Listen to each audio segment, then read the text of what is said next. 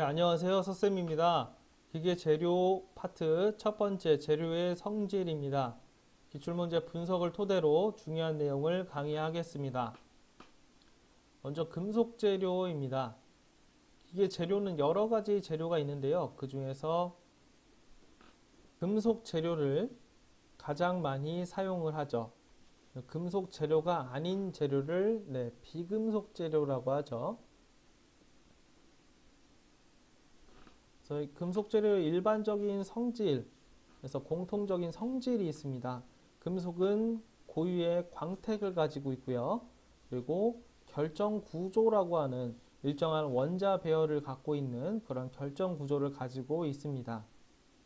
상온에서 고체이고요. 하지만 예외가 있죠. 수은 상온에서 액체입니다. 그리고 전기와 열의 양도체이다. 전기도 통할 수 있고 열도 통할 수 있는 재료입니다. 그리고 전성 및 연성이 좋다. 연성이라고 하는 건 늘어나는 성질을 이야기하고요. 전성이라고 하는 건 펴지는 성질을 이야기합니다. 그리고 금속은 특히 소성이라고 하는 특징이 있죠. 그래서 소성을 이용한 소성 변형으로 가공할 수 있는 특징이 있습니다. 금속 재료의 기계적인 특성은 한 번씩 읽어보시면 되겠습니다. 아까 말씀드렸던 전연성, 그래서 늘어나는 성질을 연성이라고 했죠. 펴지는 성질을 전성이라고 했습니다. 일반적으로 연성이 높은 금속 재료로는 금이 가장 연성이 높고요. 그 다음 구리, 그리고 납, 그리고 아연, 철 이런 순으로 외워두시면 되겠습니다. 그래서 연성이 높은 재료는 좀 알아두시면 유용하게 사용할 수가 있습니다. 다음 금속 재료의 물리적 특성입니다. 비중이라고 해서 물과 비교해서 4도씨의 물과 비교해서 똑같은 부피를 가진 물체의 비율, 그러니까 물과 비교한 그 물체의 비율을 이야기합니다. 단위가 없는 무차원의 숫자인데요. 보통 4도씨 물을 숫자 1로 봅니다. 그래서 비중이라고 하면 철이 가장 비교하기 쉽겠죠. 물이 1일 때 철은 7.8이 됩니다. 상당히 무겁죠. 그리고 알루미늄은 2.7이 되죠. 그리고 마그네슘은 1.7이 됩니다. 1.74 이렇게 나가는데요. 그래서 이렇게 꼭 암기해 두시면 좋겠습니다. 그래서 이 비중에 따라서 금속은 무게로 재는 게 아니라 비중을 많이 이야기를 합니다. 그래서 얼마나 무거운가를 킬로그램 수를 재서 무게를 재서 표현하는 것이 아니고 그 물체의 비중으로 이야기를 한다.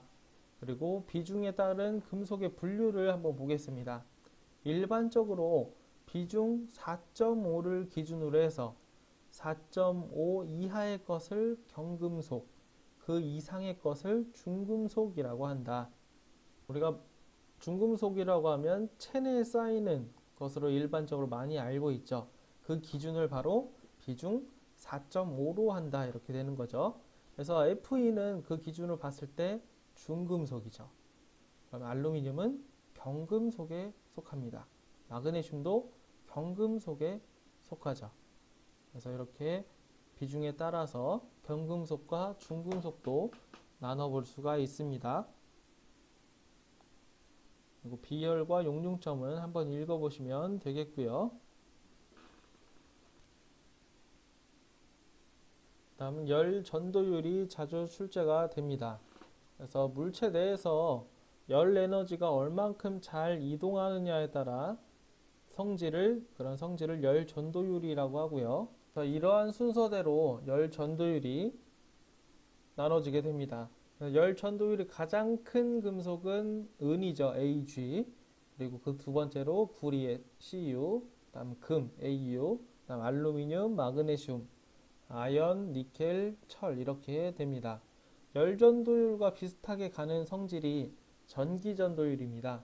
그래서 전기를 전달하는 비율을 전기의 전도율이라고 하고요. 거의 비슷하게 열 전도율과 금속의 순서가 비슷합니다.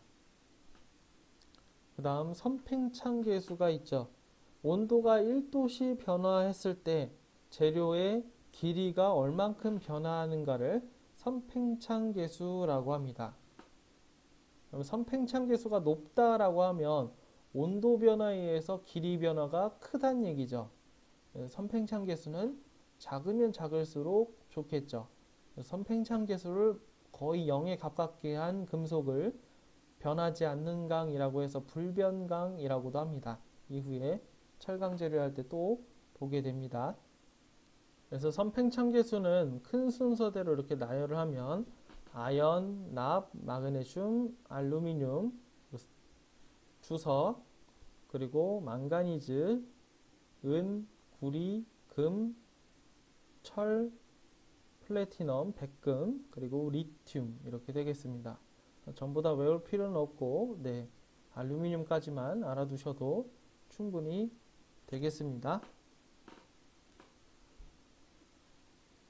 그리고 화학적 특성이라고 해서 내식성은 부식에 잘 견디는 성질을 이야기하고 내열성은 열에 잘 견디는 성질을 이야기합니다. 금속의 결정구조라고 해서 금속은 일정한 원자가 반복되는 배열을 갖고 있는 결정격자로 이루어져 있습니다. 그래서 기본적으로 세 가지 결정격자를 알아야 하는데요. 하나는 채심입방격자 BCC라고 하고 두 번째는 면심입방격자 FCC, 그리고 조밀육방격자 HCP라고 합니다. 그림을 보는 게 더 용이하겠습니다. 가운데 원자가 있고 양 꼭지점 8곳의 원자가 이렇게 나눠져 있는 것을 BCC 구조라고 하죠. 그리고 면심은 각 면의 중심에 원자가 있고 6면에 그리고 꼭지점에 한 개씩 있는 것을 면심입방격자라고 합니다. 다음 조밀육방격자는 육각 기둥의 상하면 위아래에 모서리에 원자가 있고 상하로 이렇게 있는 것이죠. 그리고 중심에 삼각기둥에 한 개씩 있는 것을 조밀육방격자라고 합니다. 그래서 이 세 가지의 결정격자가 있고 그 결정격자에 예로 들어있는 원소들을 암기해 두면 되겠습니다. 그래서 다음 중 채심입방격자인 원소는 이라고 해서 보기로 이런 보기들을 주는 것이죠. 그러면 해당하는 보기를 고르는 이런 유형의 문제들이 출제가 됩니다. 그래서 채심입방격자와 면심입방격자의 원소들을 묻는 문제가 상당히 많이 출제가 됩니다. 그래서 꼭 암기해 두시면 되겠습니다. W는 텅스텐, 바나디움, 크롬, 몰리브데넘, BA는 안 외우셔도 됩니다. 알파 페라이트, 알파철이라고 합니다. 그리고 델타철. 그래서 진짜 철강 재료할 때 말씀을 드리겠지만 온도에 따라서 알파철, 감마철, 델타철로 나뉘죠. 면심입방격자는 구리, 금, 은, 알루미늄, 그리고 감마철, 모스테나이트, 그리고 니켈 이렇게 됩니다.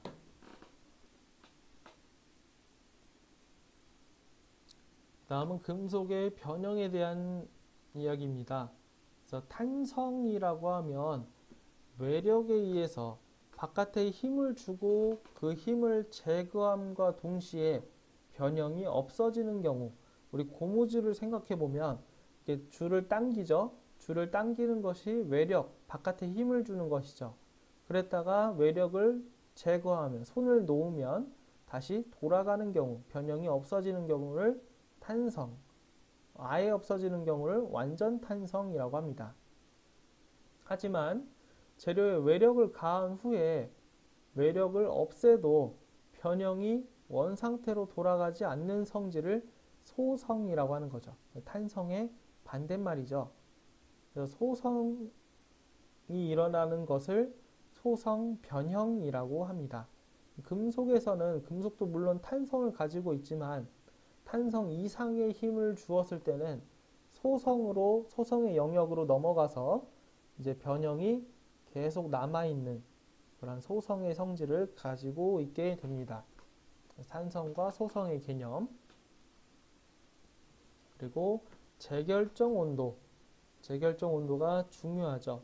금속에 일정한 온도를 가열했을 때, 금속을 일정한 온도로 가열했을 때 결정 속에서 금속 안쪽에서 새로운 결정이 생겨나는 온도를 재결정 온도라고 합니다. 이러한 금속 덩어리를 한쪽 면을 현미경으로 자세히 봤을 때, 현미경으로 자세히 보면 이렇게 알갱이가 지어져 있는 것을 볼 수가 있습니다. 그래서 이 알갱이 하나를 결정이라고 하죠. 그레인이라고 하는데요. 그리고 이 경계를 결정립계, 그래서 결정립과 결정립계라고 얘기를 하는데요. 재결정이라고 하는 건 이 금속의 온도를 높였을 때, 이제 불을 지폈을 때 새로운 결정이 여기서 이제 결정립계에서 새로운 결정이 다시 생겨나는 것을 이야기합니다. 새로운 결정이 생겨나는 것을 재결정이라고 하고, 재결정이 시작하는 온도를 재결정 온도라고 합니다.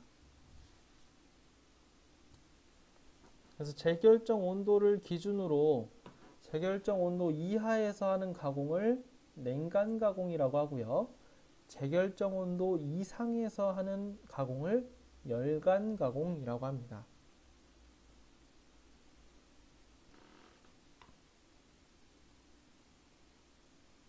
다음은 재료 시험입니다.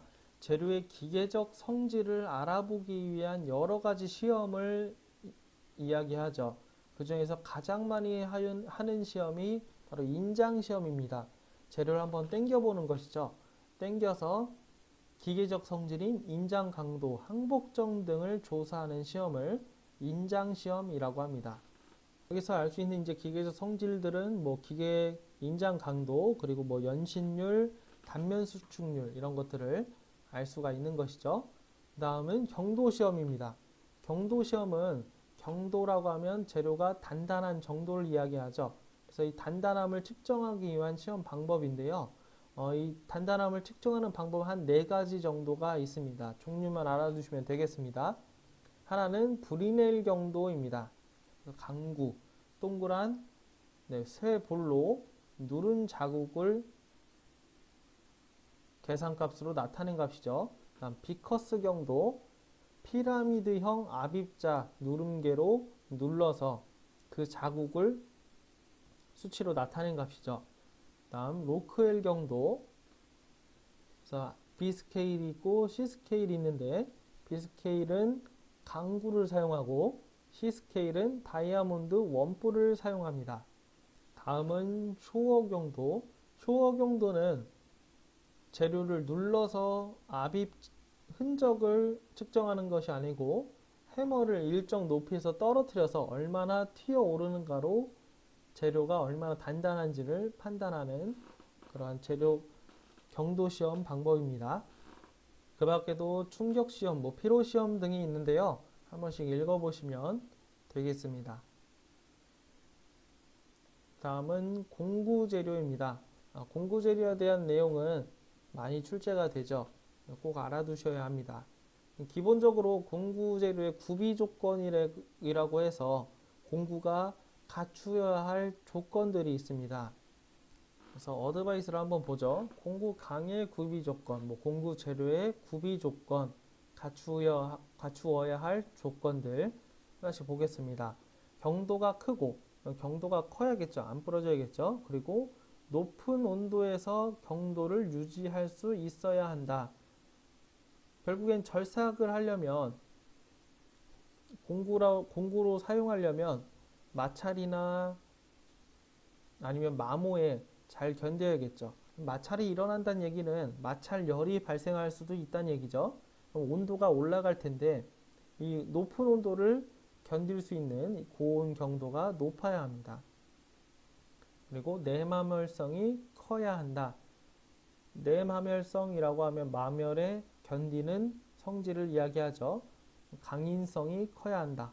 강성과 인성이 커야 한다. 강도도 높고 질기고 잘 깨지지 않아야 하겠습니다. 그리고 열 처리가 용이해야 한다. 그리고 가공이 쉽고 가격이 저렴하면 좋겠다. 이렇게 정리해 볼 수가 있겠습니다. 이런 공구 재료의 종류는 여러 가지가 있는데요. 공구 재료의 종류는 항상 나오는 내용입니다. 시험 문제에 항상 출제되는 내용이므로 반드시 알아두셔야겠습니다. 첫 번째는 탄소 공구강입니다. 그래서 강에다 탄소만 0.6에서 1.5%의 탄소만 들어있는 공구용 강을 탄소 공구강 STC라고 합니다. 그래서 강에 탄소만 들어갔기 때문에 성능이 조금 좋지는 않습니다. 그래서 고온 경도가 낮고 담금질성이 나쁘다. 그래서 절삭에 조금 부적합한, 그래서 옛날에 많이 쓰던 그런 공구강입니다. 이거보다 조금 개선한 것이 탄소 공구강에 다른 원소들을 조금 더 넣은 합금 공구강이 있죠. STS라고 합니다. 그래서 탄소강에 망가니즈, 크롬, 몰리브데넘, 텅스텐, 니켈 이런 것들을 첨가해서 경도나 내마모성을 향상시킨 것, 그래서 합금 공구강이 있겠습니다. 이 합금 공구강 중에서도 특정한 원소 비율을 갖고 있는 고속도강을 많이 사용하죠. 고탄소강, 탄소가 높게 들어있는 강에다가 탄화물의 형성 원소인 텅스텐, 크롬, 바나딘, 몰리브데넘을 다량 첨가해서 강도와 인성을 높인 강으로 500에서 600도씨에서 경도가 저하되지 않는 가장 큰 특징이 있습니다. 고속도강도 이렇게 세 가지 종류의 고속도강이 있는데요. 그 중에서 텅스텐계 고속도강이 가장 많이 사용하죠. 기본 조성도 암기해두면 용이합니다. 18%의 텅스텐, 4%의 크롬, 1%의 바나딘. 그래서 고속도강의 표준형의 레시피거든요. 그래서 성분 조성인데 나머지는 다 철이고요. 그래서 이렇게 암기해 두시면 되겠습니다. 다음 주조경질합금 스텔라이트라고 합니다. 그래서 코발트를 주성분으로 해서 만든 합금이고요. 특히나 주조경질합금은 열 처리를 하지 않아도 경도가 높아서 많이 사용을 하게 됐습니다. 그래서 주조경질합금은 열 처리를 하지 않아도 경도가 높다. 그리고 대신 인성이 낮아가 아니고 낮아입니다. 네, 죄송합니다. 낮아서 충격에 약하다. 주조경질합금은 열 처리하지 않아도 경도가 높고 인성이 낮아서 충격에 약한 특징이 있고요. 그리고 소결 초경합금 가장 많이 사용하죠. 그래서 형태는 여기 이렇게 되어 있습니다. 우리가 선반이나 밀링 작업을 할 때 가장 많이 사용하는 초경합금 팁이죠. 그래서 탄화텅스텐 또는 탄화티타늄, 탄화탄탈럼 등의 금속 분말을 가루를 코발트 가루하고 섞어서 눌러서 압축 소결을 시킨 합금이죠. 소결이란 얘기는 구웠다는 얘기죠. 불로 구웠다. 그래서 가루를 압축 성형을 해서 모양을 만든 다음에 불로 구운 것이죠. 그래서 그렇게 만든 합금을 이야기합니다. 그래서 특징은 경도가 대단히 높고 그리고 내마모성이 우수하고 그래서 공구 커터로 현재 가장 많이 사용하고 있는 그러한 재료입니다. 다음 세라믹 공구입니다. 세라믹 공구는 알루미나라고 하는 것이 주성분입니다. 알루미나라고 하는 것이 주성분이고요. 우리가 기본적으로 세라믹이라고 하면 도자기를 생각해 보면 되는데요. 도자기의 주성분이 바로 세라믹입니다. 그래서 열을 흡수하지 않고 철과 친화력이 없어서 구성인선이 발생하지 않는 게 가장 큰 특징입니다. 그래서 철과 친화력이 없어서 구성인선이 발생하지 않고요. 대신 단점으로는 충격에 약한 특징이 있습니다. 다음 서맷입니다. 세라믹스와 금속, 메탈의 합성어입니다. 그래서 알루미늄 분말하고 탄화, 티타늄을 분말을 섞어서 소결해서 만든 공구. 서맷이라고 하면 세라믹스 더하기 금속. 그래서 그 장점을 둘 다 취한 그런 공구용 재료를 이야기하고요. 다음 다이아몬드 공구. 그래서 정밀절삭에 많이 사용을 하게 되죠. 그래서 절삭날이 매우 예리한 공구로서 정도가 상당히 크죠. 대신 취성이 높아서 충격에는 조금 취약한 특징이 있습니다. 절삭 공구에서 가장 자주 출제되는 건 소결 초경합금을 가장 많이 출제가 되고요. 그 다음 세라믹 공구도 자주 나옵니다. 그리고 고속도광을 묻는 문제도 자주 출제가 됩니다. 그래서 이상 마치도록 하겠습니다. 감사합니다.